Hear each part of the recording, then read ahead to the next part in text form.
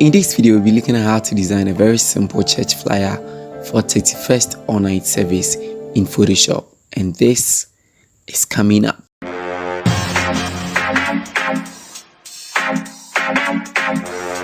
Hello everybody and welcome to the channel once again. Thank you so much for coming. If you're new here, please hit on the subscribe button. If you're old here, thank you so much for coming back. Now here are the resources that I'm going to be using. I'll link them up in the description in case you want to download any follow suit. Now let's jump into Photoshop. So the first thing that I'm going to do is I'm going to set up a new document. So I go to new and then I set up this 2 inches and 4x4. I'm basically doing this for social media. If you are doing it for say printing, or you can choose the A3, A4 or any size that you really want. So I go ahead and I'll click OK, and then I'm supposed to have this particular square over here. Next off, I'm going to add a gradient overlay to it. So I'll go to my gradients pack and I've already saved my gradients. I'm just going to give you the hex code over here, and then the other one is right over here. So you set up your gradients. You can use any other thing in case you are using like blue or any other color. So when you're done, you click OK, and then you come to this portion.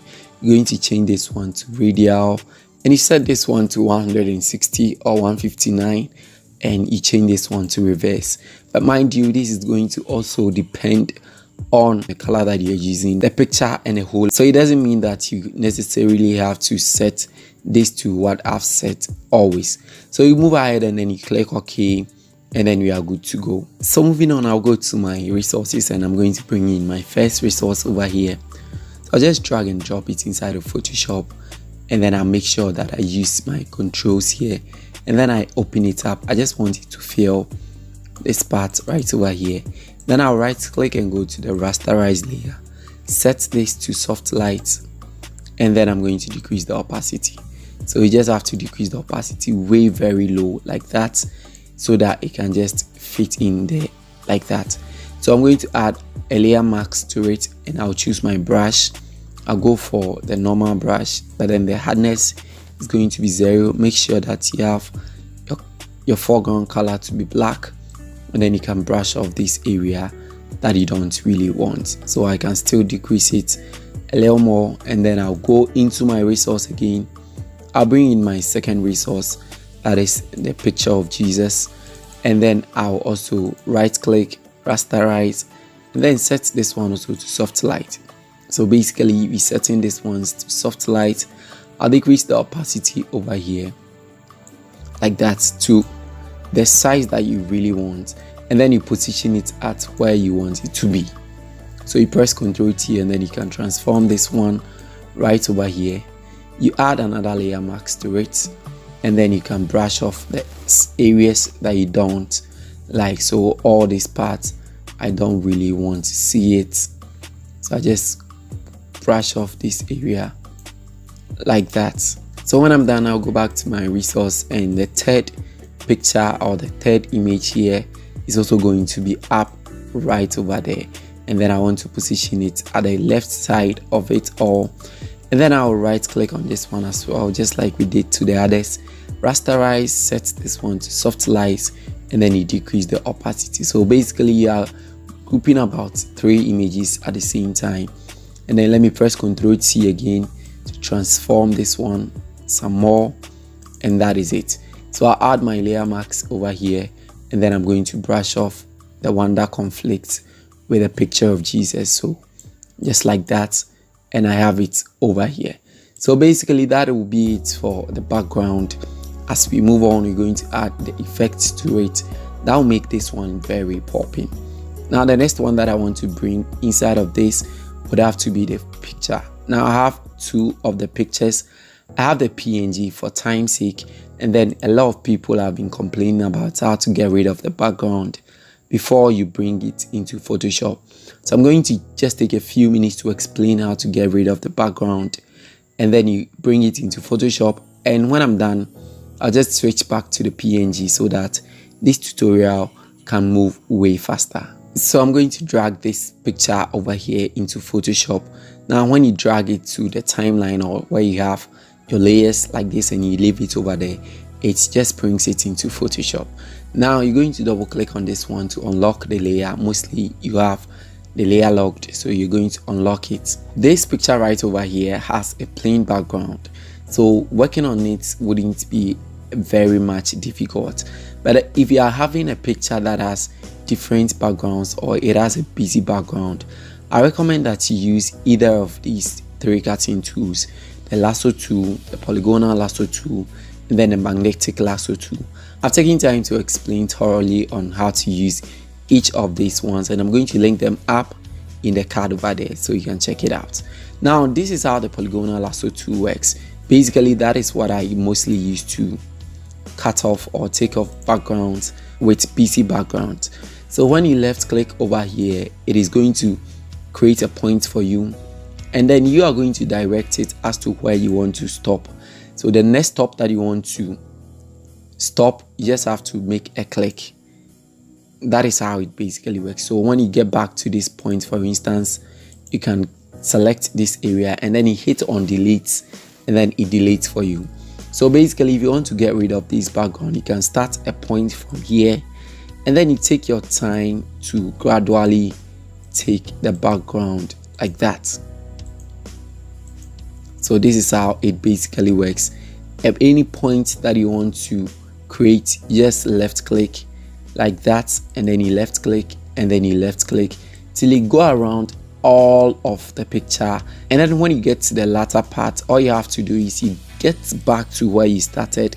For instance, I get back over here, and then I can delete this particular one. So you can see that this particular background is off. And let me quickly add this one. Once you are done with this, you go to the refine edge over here.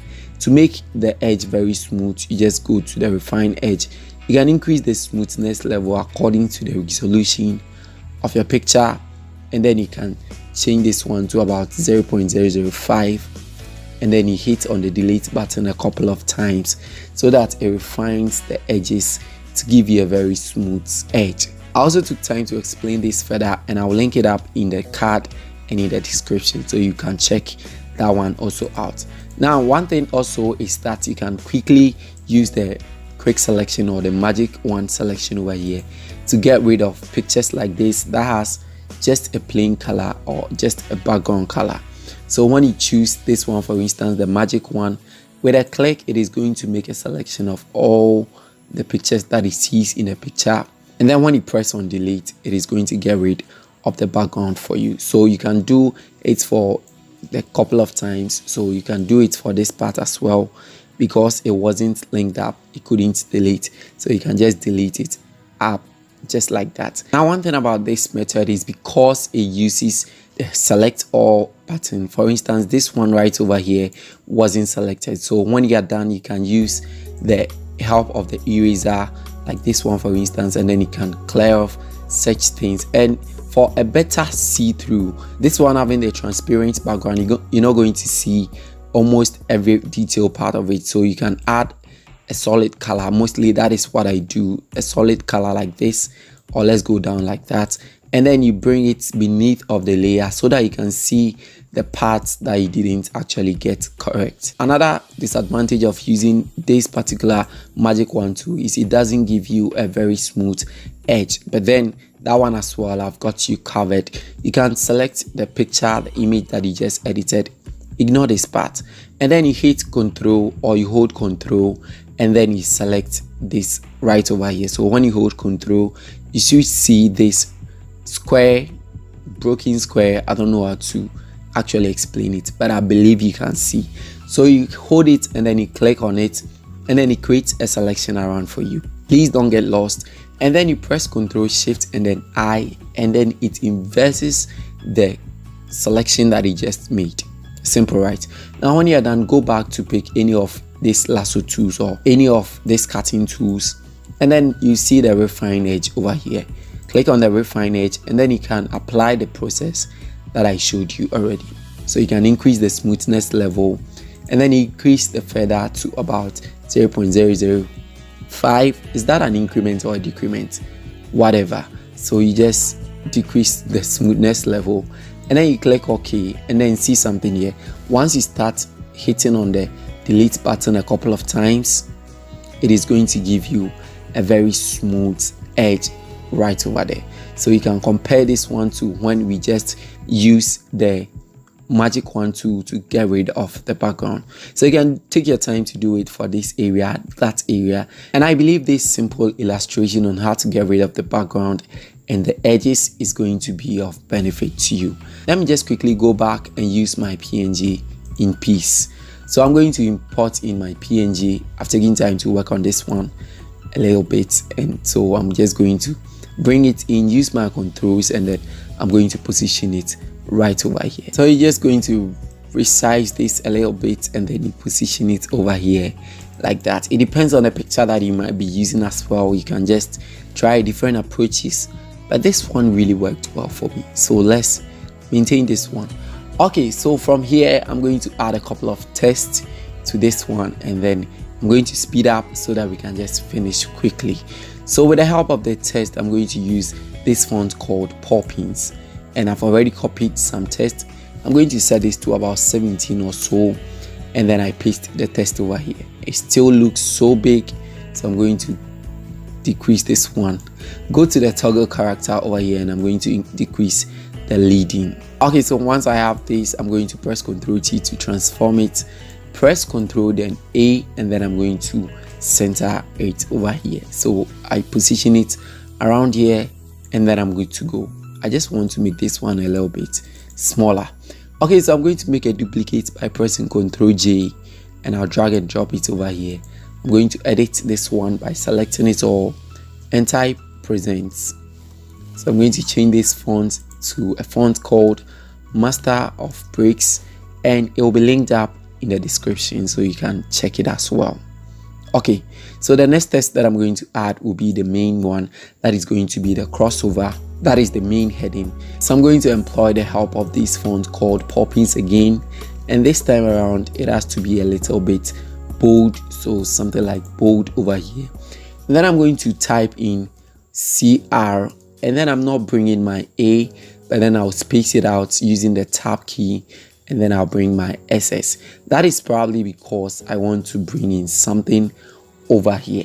So I'll select my move to, press Ctrl T, and then I'll select this one, or expand it to be bigger, or you transform it however you wish to call it, please. All right, so I have cross over here, and I'm going to drag my picture to this side a little bit like that. You just take your time to position this. Okay, so when I'm done with this, I'm going to select my circle, that is the ellipse tool, and then I'm going to hold Shift and draw a very nice circle over here.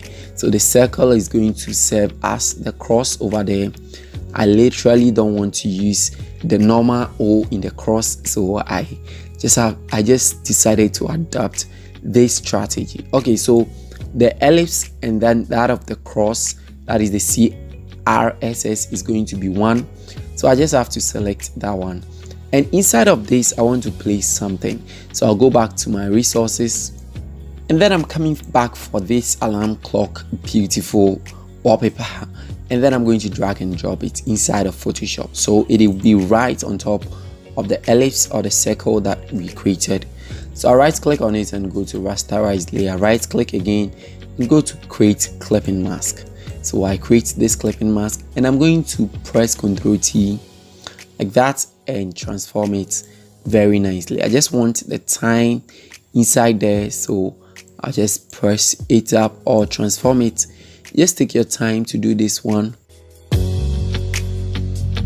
Okay, and then you press or you take right over here, and you are good to go. So basically I'll come back to my ellipse, and then I'll make another duplicate over here, but then this time around I'm going to decrease this one slightly like that, so that I'll have something created around it. So I'm going to change this color to this particular color over here, that is the wine over here, and then I'll click OK. So you can readjust this particular timing to fit in very nice like that. This one actually can't come and kill me, so you can take your time to do it. Let's move on to other things.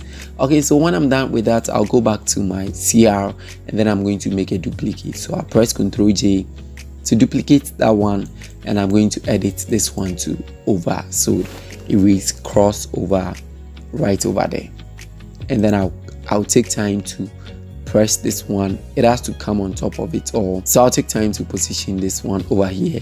And now I can select my from the cross to the alarm clock over here, and then I can transform it very neatly over here and reposition it, and I can group that one to call the main. So once I'm done with that, I just take my time to reposition it. Let me group my backgrounds as well. So this one is going to be background, and that is it. So I can reposition my main image over here. Okay, so next off, let's add another text to this one. So on top of this one, I'm going to add another text, and that is going to be the night service. So I'm going to choose the color yellow for it. So I'll go for yellow, something very brightening over there like that, but it doesn't really have to be that yellowish, something like this. And then you change the font to railway. So railway is going to do this one for us, and I'll press Ctrl T to transform it very neatly like that, and then I'll position it over here. So it's going to read crossover night service. Simple, yeah. So you can push this up a little bit like that, and then you leave it over there. So the last thing that we're going to add will be the pastor's name and then the date and venue. So to do that, I'm going to select my text. I'm going to use poppins. I love using poppins, and I'm going to set this one to medium. I'll decrease the font size a little bit like that, and then I've already copied the name, so I'm just going to paste it. I just really want to be pasting things so that I believe testing isn't a big deal. The real ones would have to do with getting the concept. So the testing, I believe it is covered already. I've done that several times, so I'm sure you can just get it. So I press Ctrl T to transform it over here, and then I'll position it right over here. Now one thing that I'm going to add to this one is I'm going to select the polygon tool over here, select the 3 sides over here, and I'm going to draw a triangle. So basically I have a triangle over here. You take your time to get the right shape. Please, if you're using a mouse pad, you have to take your time, else you're going to get it all right, but it's not going to be that straight. So you press Ctrl T, and then you transform it, and then over here you press Ctrl T again, and then you flip it horizontally, so it points to the pastor or the prophets, and that is it. So the man of God that will be leading the service will be right over there, and then you have the name over here. Next off, we're going to duplicate this one by pressing Ctrl J, drag it over here, and then I'm going to edit that one to 31st December. So I've duplicated or copied that already, so I just resize it over there. Just have to use your text, and then you type it right there. So you press Ctrl T, and then you transform it over here, and then you bring it down there. So I'm going to select my rectangle to draw a nice rectangle around under of these. This is not underlining, okay? If you want to underline, you can use the toggle character to create the underline, but this is just something that I decided to do. This is not underlining. And then as well, I'll go for a circle over here, draw a nice circle right over there, and then the color is already white. So I press Ctrl J to duplicate it, and then I'm going to press it or bring it over here. This is basically like styling it or something like that. So lastly, I'm going to add the location. I'm going to press Ctrl J to duplicate this text, and I've already copied the location, so I'm going to paste it, and I'll decrease the font size like that, and I'll close my leading from the toggle character over here. So you can just take your time to position it somewhere around here, and it has to look good over there. So I gave it a color white so that it differentiates from that of the December and the rest. So you can select from here the hope in Christ, my rectangle, my ellipse, and then obviously my 31st night. So select this one, this one, this one, this one, and I'm going to push it up a little bit like that. Okay, so from here you can just select all of these ones, and then you can call it the location and date, or date and location, plus the pastor's name, and that one over there. And then you can take your time to reposition all these ones. So you take your time to reposition that of the pastor's name and then the triangle over there. So basically that is it. The last thing that we're going to add to this one will be the effect, that is the lens flare over here. So for the lens flare, the first one, I'll position it under of my pastor over here. So I'm just going to bring this one in and I'll leave it over here. So once it is in, I right click and rasterize and set this one to screen over here so that it is going to really bright over there. And I'll go to filter, blur, and then Gaussian blur, and then I'm going to blur this one out or decrease the blurriness a little bit. Remember, the more you blur it, the more it shines. So you can just position it over here and then you add a layer mask to it. So press Ctrl T to transform it like that, and then you can add a layer mask to it, basically to get rid of the parts that you don't want, or you can just leave it like this, and then you press Ctrl J and then you bring this one over here as well. So this one you can increase the size a little bit more so that it just shines over there, and that is going to do the magic of this all. Now with the text over here, the main text over here, you can just go to the blending options and then you add some drop shadow. You drop some shadow over there like that, and you decrease the opacity so that it looks good, and then you can copy that onto the over. So you hold Alt and then you drag the effect onto that of the over, and then you have it like that. Now if this looks very bright for you, you can just come on top of the background here and you add these curves over here, very nice, and you drag it beneath a little bit so that it looks some way somehow a little bit dark over there. So you can see that if I turn the curves off, this is how it looks. That is if it looks way too bright for you because of the effect that we added over there. So yeah, that is how to create a very simple church flyer design for 31st night using a picture. If you have 2 pictures, 3 pictures, you can just use your creativity and then you arrange them. But then I'll be bringing more of church flyers this vacation from January. I'll be at home. So let me know in the comment section which church flyer tutorial you want me, or what topic you want me to cover during this vacation, because I'll be bringing a lot more of content during this vacation. Thank you so much for sticking around. Please don't forget to like and subscribe, and I'll get back to you with another video. It's Innocent here, and bye.